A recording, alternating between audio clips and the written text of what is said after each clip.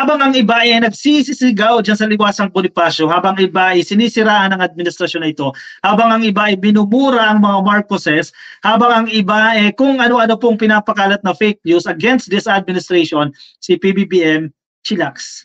Nagtatrabaho dyan sa Germany at sa Czech Republic at hindi namamasyal, hindi naggagalak. Patunay dito yung 220 billion pesos na investment deals. O yan ha, investment deals yan.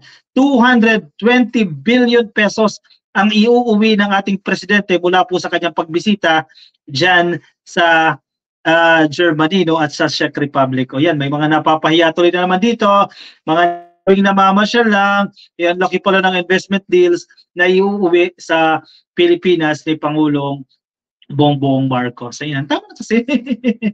Ayaw nyo, hindi nyo matanggap na nagtatrabaho itong si PBBM na maganda yung performance nito at marami ang nagtitiwala sa kanya, Ka-Coffee, no? Bakit hindi nyo matanggap yan?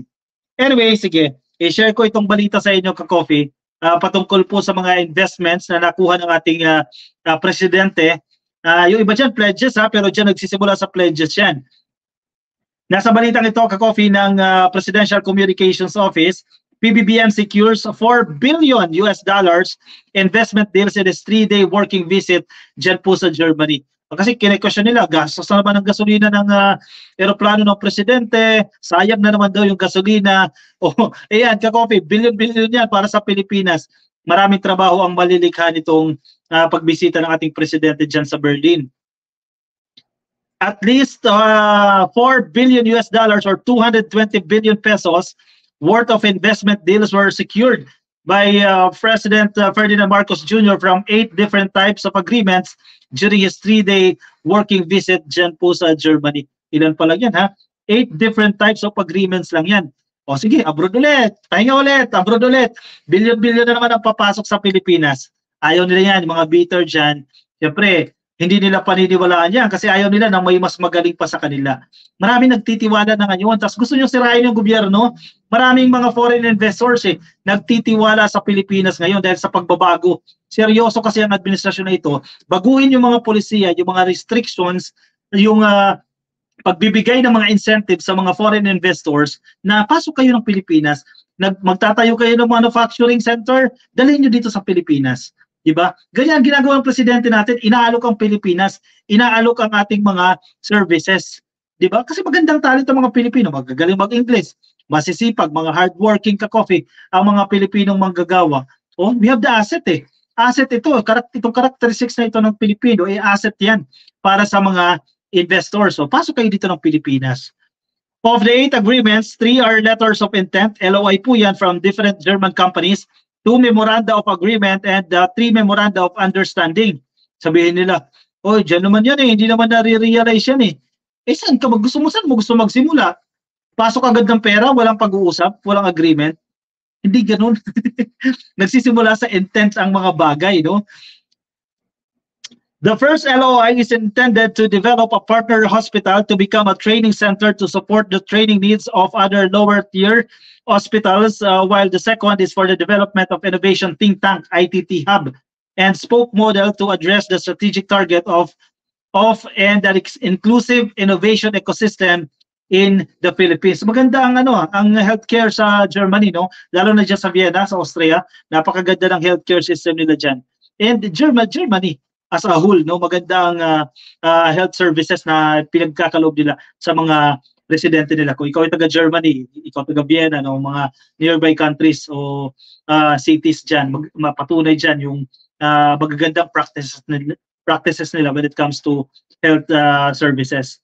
The third LOI is for the strategic and digital partnership in healthcare with the Department of Health with the goal of revolutionizing healthcare in the Philippines, ensuring safety, quality, accessibility, and affordability. Galing sa China. Dito tayo, going Germany. A memorandum of agreement was also entered between the Philippine government and the German company through a public-private partnership to rehabilitate, reclaim, and recultivate degraded farmlands in the Philippines.